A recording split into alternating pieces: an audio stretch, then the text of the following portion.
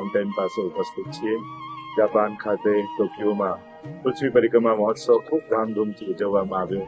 પુષ્ટિ ધ્વજ લહેરાવી વૈષ્ણવ સંઘ જાપાનની સ્થાપના કરવામાં આવી. શ્રીનાથજીનું સ્વરૂપ પધરાવવામાં આવ્યું. દર મહિને સત્સંગ શરૂ થયો છે. ખૂબ પ્રસન્નતા છે.